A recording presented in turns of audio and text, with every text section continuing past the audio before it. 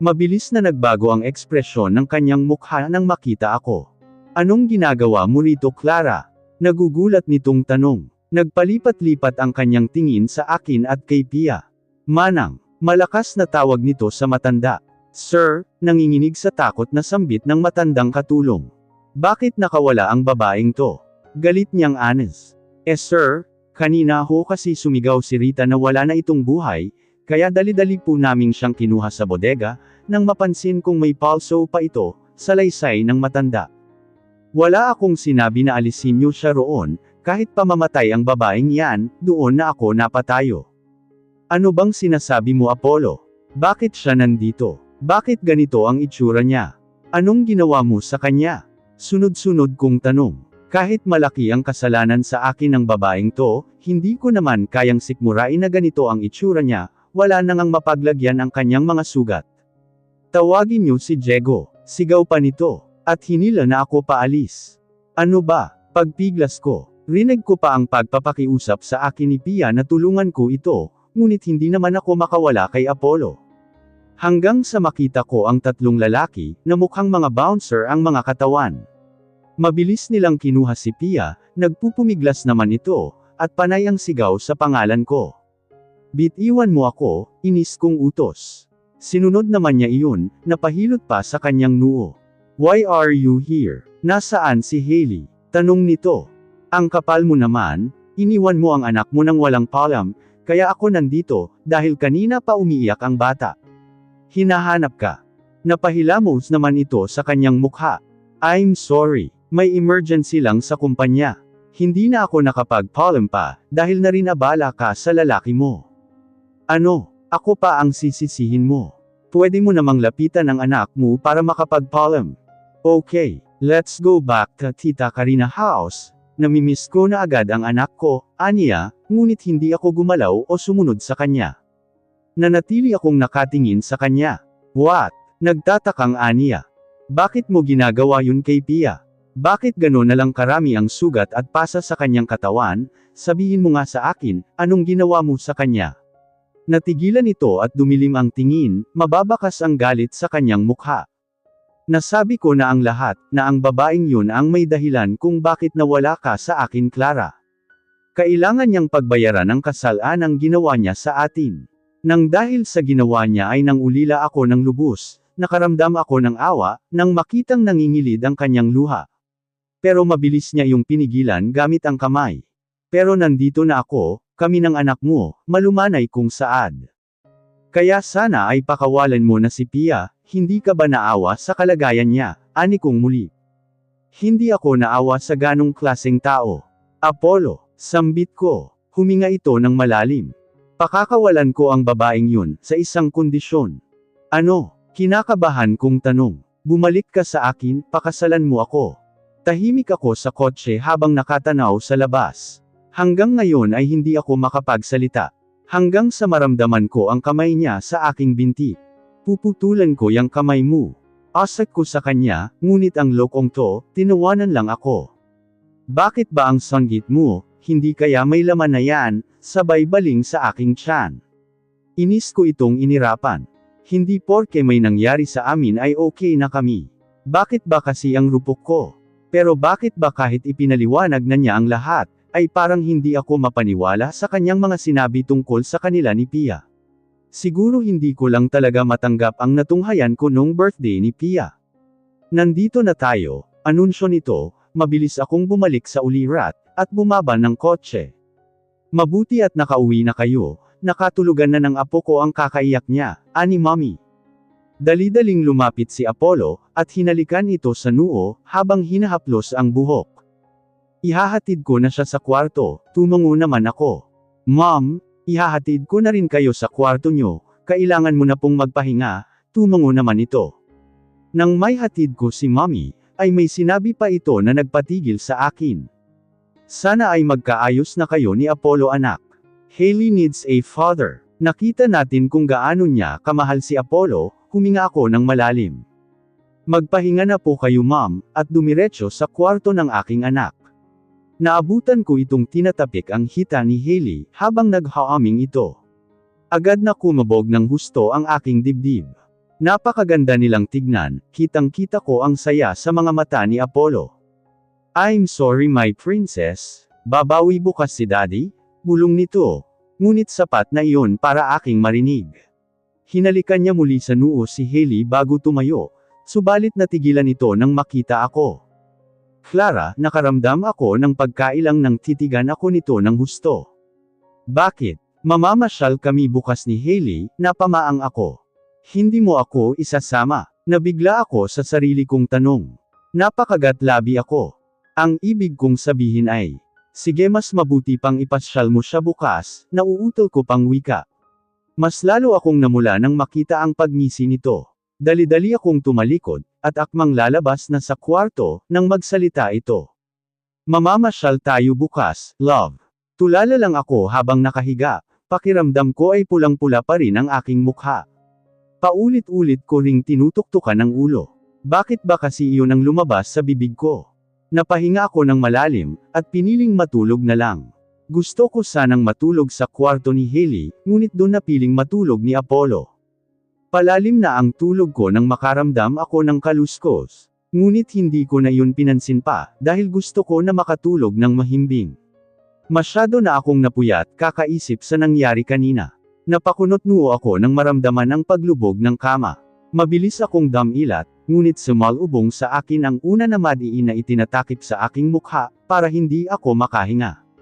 Pinilit kong sumigaw. Nahihirapan na akong huminga. Inangat ko ang kamay at kinapakapa ito, dun ko nahablat ang buhok ng taong ito. Mabilis kong hinhila iyon, rinig ko pa ang pagtili nito, kaya nalaman ko na ito ay babae. Sinabayan ko ng pagtadyak sa kanyang tiyan. Habol hininga akong bumangon sa kama. Halos tumulo na ang laway ko sa magkakasunod kong pagubo. Sino ka? Nahihirapan kong sigaw. Walang hiya ka. Sinabi ko nang tulungan mo akong makatakas sa kamay ng lalaking Apollo na yun. Dahan-dahan akong nag-angat ng tingin, nakita ko ang nanggagalaiting mukha ni Pia, nababalutan ito ng dugo, pasa, at sugat. Kaya ngayong nakatakas na ako sa lugar na yun, babalikan ko kayo, maghihiganti ako lalo na sayo, dahil ikaw ang dahilan kung bakit ko naranasan ito. Galit na galit nitong Saad. Mabilis na sumugod si Pia, mas lalo akong natakot nang makita ang hawak nitong armas. Umilag ako, ngunit mabilis nitong nahila ang aking braso. Tumigil ka na, ani ko, ngunit para itong isang mabangis na nilalang, at handang-handa na akong kainin. Kahit ikaw man lang ay matapos ko, inangat nito ang kamay at mabilis akong inundahan ng patalim. Iniharang ko ang aking mga braso, halos mamilipot ako sa sakit, nang mahiwa nito ang aking braso. Tumulo ang masagana kong dugo. Tumawa ito ng malakas nang makita ang pagdaloy ng aking dugo. Tumakbo ito at sinunggaban ako, napahiga ako sa kama habang ito ay nakaibabaw sa akin, pilit na inilalapit sa aking mukha ang hawak nito. Gusto ko mang sumigaw, ngunit alam kong walang makakarinig sa akin, lalo na't soundproof ang lahat ng kwarto dito. Tatapusin kita. Tatapusin kita. Mabilis akong natigilan nang bigla na lang bumagsak si Pia, dumudugo ang braso nito. Mas lalo akong naluha nang makita si Apollo na may hawak na armas. Mabilis itong lumapit sa akin. Dumilim ang tingin nito, nang makita ang aking braso na puno ng dugo. Apollo, sigaw ko nang paangat nito sinabunutan si Pia. Walang hiya kang babae ka. I will finish you. Mabilis kong hinila si Apollo, ayaw kong makatapos ito. Please, wag, umiiyak kong sambit. Tinitigan ako nitong hindi makapaniwala. Maaari naman nating siyang dalhin sa kulungan, please Apollo, ayaw kong makapanakit ka. Huminga ito ng malalim at niyakap ako ng mahigpit.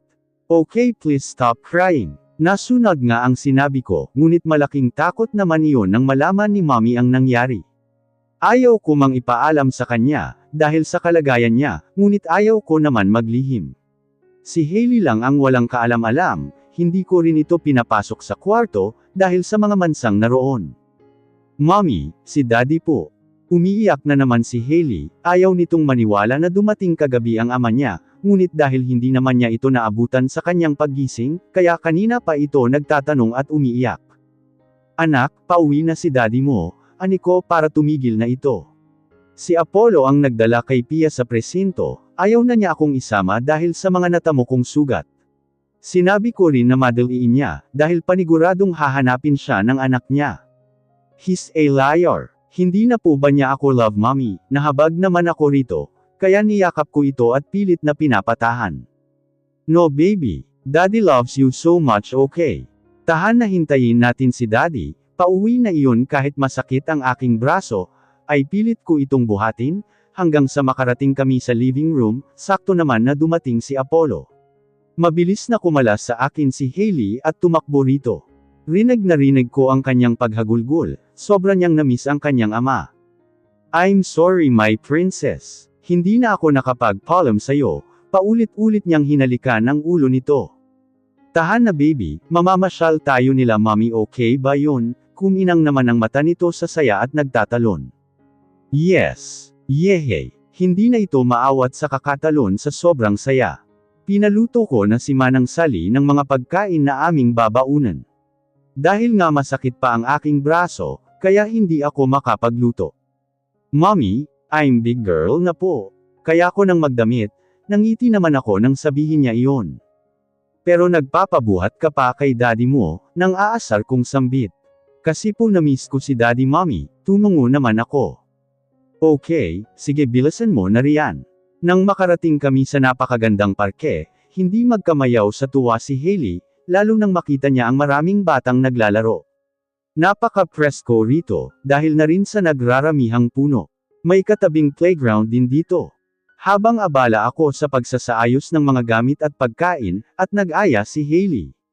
Daddy, let's play po, turo nito sa playground.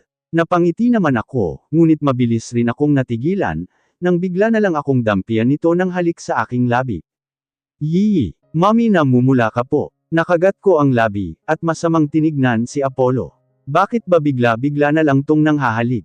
Napanguso ako nang makita kung gaano kaganda ang ngiti ng mag-ama. Sige na, maglaro na kayo roon, ramdam ko talaga ang pag-init ng mukha ko. Bye po mom, kaway pa ni Hailey. Masaya kong pinapanood ang mag-ama. Wala sa isip kong mangyayari pa ang ganito, ang makasama ni Hailey ang kanyang ama. Nakontento na akong kami lang ni mommy ang kasama niya. Kinalimutan ko ang ama ni Hailey. Pero ngayong nakikita ko kung gaano kasaya ang anak ko, nakasama niya ang kanyang ama, ay malaki ang inis na nararamdaman ko sa aking sarili.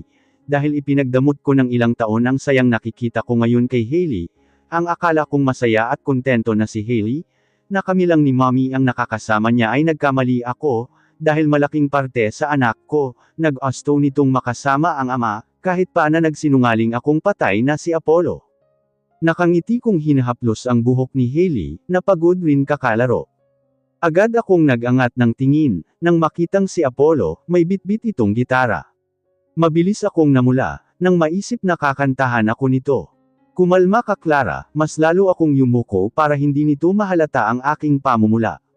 Naalala ko noon na may banda si Apollo, at sariwa pa sa aking isip nang marinig ang napakaganda nitong boses. Ang ganda mo, napatingin ako sa kanya nang sabihin niya iyon. Inikutan ko ito ng mata. Tigilan mo nga ako, sabay kaming natawa, maya-maya ay sumeryoso na ito. Ang kantang ito ay inaalay ko sa pinakamamahal ko, at pinakamagandang babae sa buhay ko, kagat labi akong napangiti. Ganon na lang ang pagtigil ko sa paghaplos ng buhok ni Hailey, nang magsimulang kumanta si Apollo. Matagal na rin nang huli kong marinig ang pagkanta niya, ang sarap lang sa pakiramdam ang napakaganda niyang tinig. Napangiti ako nang marinig ang tindi ng pagtibok ng aking puso, hindi pa rin pala nagbago. Ang akala kong wala na dahil sa galit ay meron pa pala, hindi nga ata nabawasan ang pagmamahal ko sa lalaking ito. Unti-unti nang pumapatak ang aking luha.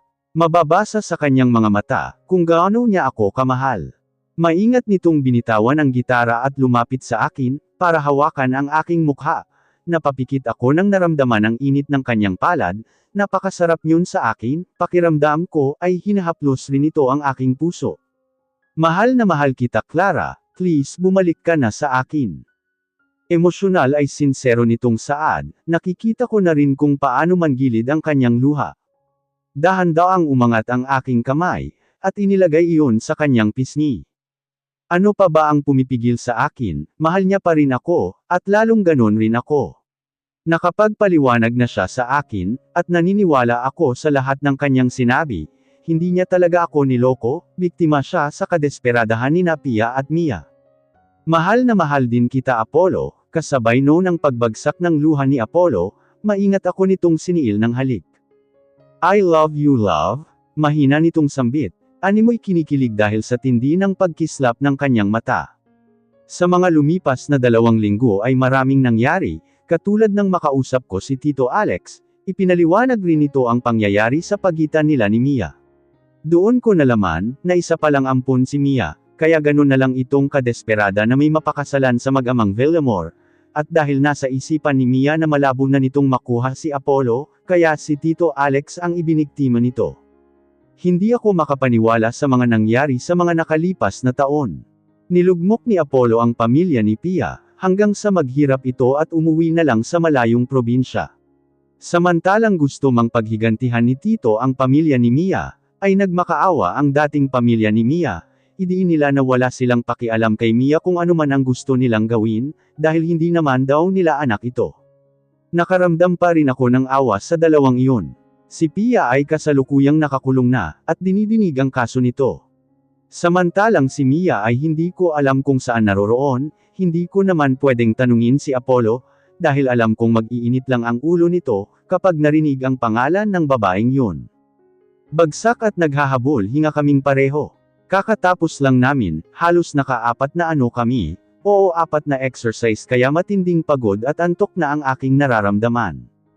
Love, bulong nito, ngunit nanatili akong nakapikit, pilit pinipigilang hilahin ng antok. Love, last round please. Mabilis akong napadilat, at pinanlisikan ng tingin ang kanyang ano. Wala bang kapaguran yan, puputulan ko na lang kaya yan, inis kong sambit. Kita ko ang pagmuso nito. Sinusulit ko lang naman love, ilang buwan na naman bago ako makalambing sayo, hinampas ko ito at tinalikuran ng tuluyan, napahimas ako sa aking umbok na tiyan. Napakamanyak talaga ng daddy mo baby, pinagod ba naman si mommy mo, kausap ko sa aking baby. 4 na buwan na akong nagdadalang tao, bago kami ikasal ni Apollo, ay 1 buwan na pala akong buntis. Kaya ganon na lang ang saya ni na mommy at Tito Alex, dahil magkakaroon na sila muli ng isa pang apo. Sa susunod na buwan pala gaganapin ang aming gender reveal, iyon kasi ang gusto ng asawa ko. Kuya, pakistop ako sa shop na yan. Turo ko sa isang ice cream shop. Halos tumulo na ang laway ko sa sobrang pagkatakam. Kahit si Hailey ay na-excite nang makita ang shop. 1 mango vanilla chunks, and 1 mousse strawberry, thank you. Ang cute-cute talaga ng baby ko, mahina kong pinisil ang pisngi nito, simula nang magbuntis ako, ay nakagawian ko ng kurutin ng marahan ang kanyang pisngi. Ngunit sabay kaming nagulat, nang may malakas na nabasag sa kabilang table. Nako, pasensya na po ma'am, sir, ani ng babaeng tumakbo papalapit sa mesa, samantalang nakayuko lang ang babaeng may hawak ng tray, mukhang ito ang nakabasag ng mga tasa. Napakasyangga mo talaga. Kumuha ka ng mop doon at linisin yan. Sigaw ng babae. Nanatili ang tingin ko sa babaeng nakatapon ng tasa, hanggang sa makaalis ito. Here's your order ma'am, enjoy. Thanks, ani ko. Masaya at enjoy si Hailey, habang nilalantakan ang ice cream. Mabilis akong napatingin nang lumabas ang babae, may hawak na itong mop. Ngunit napasinghap ako nang makilala ito. Mia. Hindi ko akalain na makikita ko pa siya rito, hindi ko naman alam kung anong buhay na niya ngayon, dahil ayoko nang balikan ang mga taong samugat sa aking puso. Akma kong aalisin ang tingin, nang ito naman ang tumingin sa gawi ko, parehas sa akin ay gulat na gulat rin ito, ngunit hindi ko na siya pinansin pa, at pinagpatuloy ang pagkain. Mauna ka nang pumasok sa sasakyan anak, sambit ko kay Hailey nang matapos kaming kumain. Eksaktong pagpasok ng anak ko sa kotse, ay mabilis akong hinablot ni Mia. Alam ko naman na kanina pa ito nakasunod sa amin. Ha, ikaw nga Clara, sarkastiko nitong wika. Anong kailangan mo? Seryoso kong tanong. Pinasadahan ko ito ng tingin, hindi lang ako sanay na ganitong Mia ang makikita ko, ang Mia na palaging magaganda ang suot, mga alahas na mamahalin. Huwag mo kong kawan. Napapitlag ako nang sumigaw na ito. Bakit ha? Natutuwa ka ba dahil ganito na ang estado ko na isa na akong katulong? Pumunta ka ba rito para pagtawanan ako? Nanggigil nitong sigaw. Hindi ako natutuwa, hindi rin ako pumunta rito para pagtawanan ka, dahil wala naman akong pakialam sa'yo. Sa totoo lang ako dapat ang nagagalit. Malaki ang kasalanan mo sa akin, Mia. Pilit kong pinapakalma ang sarili ko. Tuwing naaalala ko kung paano niya kami sirain ni Apollo, hindi lang iyon pati ang relasyon ni na Mommy at Tito Alex ay sinira niya. Karma mo yun, Clara, masyado ka kasing malandi. Inagaw mo sa akin si Apollo, kaya nagkaganito ang buhay ko. Sa tingin ko ikaw ang kinarma, Mia, at hindi ako. Tinalikuran ko ito at umalis na, kahit parinig na rinig ko ang pagwawala niya, ay hinding-hindi ko na siya lalapitin pa. Excited na akong malaman ang gender nila, nakangiti kong sambit. Yakap-yakap ako ni Apollo sa aking likuran, at sabay naming hinihimas ang malaki kong tiyan. Napagdesisyonan naming gumawa ng gender reveal.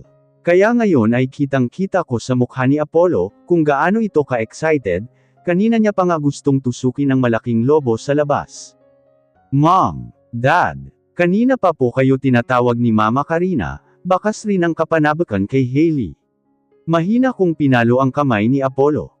Ang landi kasi hindi ko tuloy na malayan na natagalan kami. Paniguradong marami ng bisita sa baba. Tara na love, untag ko rito, paano ba naman kasi titig na titig sa akin? Ba't ba ang sexy ng asawa ko? Parang ayaw kong pababain ka, tinignan ko ang sarili. Naka-white ruffle dress ako. Fitted iyon tingnan, pero komportable naman ako. Ang laki rin ng tiyan ko para sa 6 na buwan. Tumaba rin ako kaya paano niya nasabing sexy ako? Ang lakas manguto nito. Tigilan mo ako, Apollo, gusto mo lang makaisa. Sinasabi ko sa iyo kinuha nito ang kamay ko at hinalikan. I love you, hindi ko napigil ang ngumiti, at hinarap pa ito. Mahal din kita love, hinalikan ko ito sa labi. Anak, mag-uumpisa na, ani Mommy. Excited kong hinila si Apollo sa harap. Love, dahan-dahan baka mapano ka, saway nito ngunit hindi ko ito nilingon. Napangiti ako nang makita kung gaano kaganda ang aming garden. Dito na namin napagdesisyonan ang event na ito. Halos kulay pink at blue ang makikita sa paligid. Kung susumiin ay nasa mahigit 50 katao lang ang naririto. Kasama na daw ng aming pamilya. Nandito rin ang mga dating kabandmates ni Apollo. Nakakatuwa nga dahil kahit papaano ay nakapunta sila. Pumwesto na kami ni Apollo, habang hawak namin ang malaking lobo na may nakasulat na boy or girl. Samantalang nasa harapan namin si Hailey, dahil ito ang magpuputok ng lobo. Masyado na akong nananabik na malaman ang kasarian ng aming anak. 1, 2, sabay-sabay nilang bilang. 3, kasabay noon ay sinundot ni Hailey ang malaking lobo. Napanganga ako nang kumalat ang mga confetti na kulay asol. Oh God! It's a boy! Patalon-talon na saad ni Apollo, na animoy nanalo sa loto. Kasabay noon ang pagpatak ng aking luha dahil sa kaligayahan. Ngunit natigil kami nang umiyak at naupo pa si Hailey. I want a girl. I want a little sister. Umiiyak nitong saad, habang pumapadyak pa ang kanyang mga paa. Imbis na maawa ang karamihan, ay makikita ang mga ngiti sa kanilang labi, dahil sa sobrang kakyutan ni Hailey. Dali-daling lumapit si Apollo at binuhat ito. Stop crying, my princess. Hayaan mo kapag nakapanganak na si Mommy, gagawa ulit kami at sisiguraduhin ni Daddy na baby girl ang susunod.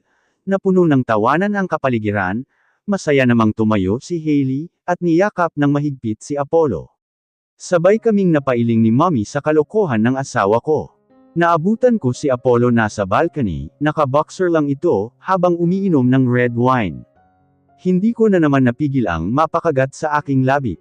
Halos 2 linggo na rin ang lumipas na walang paglalambingan ang nangyari sa amin. Natatakot daw kasi siya, at baka mapano ang anak namin. Pero gusto ko siyang madama ngayong gabi, dahil espesyal ang araw na ito para sa amin. Nakasuot ako ng wine red silk dress. Agad akong lumapit sa kanya, at niyakap siya sa kanyang likuran. Love, mahina niyang anes ng marahan kung haplosan ang kanyang matigas na chest. Mas lalo ko pang nilambungan ang aking boses. Love naman, inaakit mo ako Gusto kong hamalakhak, dahil kahit hindi ko nakikita ang mukha niya, ay paniguradong pulang-pula ito. Alam ko naman na hirap ang asawa ko sa pagpigil. Kinuha ko ang wine glass na hawak niya, kaya mabilis siyang napaharap sa akin. Ganoon na lang ang kanyang gulat nang makita ang itsura ko. Hindi naman ako naka-make-up, pero nagpahid pa rin ako ng red lipstick sa aking labi, at bahagyang kinulot ang aking buhok. Ina love, napanguso ako nang marinig itong magmura. Love naman eh. Sorry, ginulat mo naman kasi ako eh. Love, ang ganda-ganda mo. Pero mas lalo kang maganda kapag wala kang suot. Sabay kagat ng kanyang labi. Akma pa lang akong magsasalita, nang kinabig na niya ang aking labi. Agad din naman akong nakipaglaban sa kanyang mapusok na halik. Napanganga ako nang himasin niya ang aking balat. Napatunganga ako nang mas titigan ang aking lantad na balat, kaya malaya niyang ginalugod ng kanyang dila ang aking bibig. Let's go inside love. Pinatalikod niya ako habang dahan-daang tinanggal ang aking suot. Inipon niya ang aking buhok, sabay sunggab sa aking batok ng kanyang halik, bulong ko nang himasin niya ang aking bewang. Buntis din ba ang mga to love? Sabay harap sa akin nakangisi pa ito. Kagat-labi ito habang abala sa pagpisil ng aking kayamanan. Bakit mas lalo pang gumanda? Mahina ko itong kinurot. Kainis hindi na lang ituloy na bibitin kaya ako. Wait love, maupo ka kaya muna, baka nangangalay ka na, inis kong pinalo ang kamay niya. Naiinis na ako Apollo, iniinis mo ba ako? Naupo ako sa kama habang ito naman ay tawang-tawa sa itsura kong busanggot. Nginisihan ko lang ito at mabilis na tinanggal ang aking suot. Isinandig ko ang aking mga kamay, patungo sa aking likuran at ibinuka ang aking mga kamay. Kitang-kita ko ang paggalaw ng kanyang Adam's apple, na lalong nakapagpang-isi sa akin. Ano, tatawa ka na lang ba dyan asawa ko? Nang aakit kong anes. Naman love, agad niya hinalikan ang aking naninigas na mga raisin.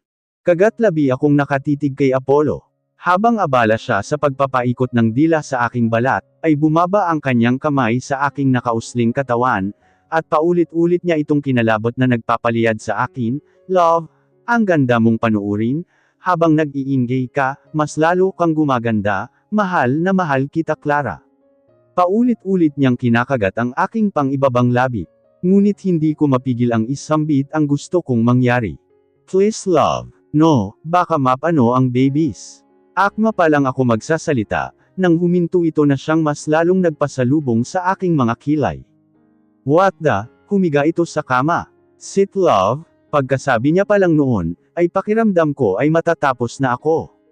Love, hindi ko maiwasang maakit sa kanyang tinig, kaya sumunod ako sa kanyang gusto. Kagat-labi akong umupo kay Apollo, ngunit hindi pa ako tuluyang naupo. Hinawakan niya ang magkabilang hita, ko na kanyang hinaplos. Hindi ko makita ang kanyang mukha, dahil sa malaki kong tiyan. Damang-dama ko ang aking asawa. Marahan akong umalis sa kanyang tabi at nahiga. Hingal akong napapikit. Pagod na pagod ang nararamdaman ko, kahit iyon pa lang naman ang aming ginagawa. Pagod na ba ang asawa ko? Hinalik-halikan niya ang aking leeg pababa sa aking tiyan, pinupog niya iyon ng halik. Napadilat ako nang hawakan niya ang aking binti, at ilagay sa kanyang bewang. Kitang-kita ko kung gaano katayog ang mga gusali mukhang handang-handa sa labanan. Ang ganda ng asawa ko. Ani Apollo nang tuluyan siyang makapagtrabaho. Samantalang dama ko kung gaano ako kasaya. Ramdam ko naman ang pag-iingat ni Apollo sa kanyang pagtatrabaho, pero alam ko na hindi siya pwedeng hanggang doon lang. Humawak ako sa kanyang matikas na mga braso, at isinampay ko ang aking mga binti sa kanyang balikat. Humiga sa tabi ko si Apollo na ngayon ay hingal na nakapikit. Hinalikan ko ito sa labi at niyakap. Love, hindi kaya malunod ang baby natin, ang dami kong naibuhos. Gusto kong hamalakhak dahil sa kanyang itsura. Seryoso at nakatulala pa sa kisame.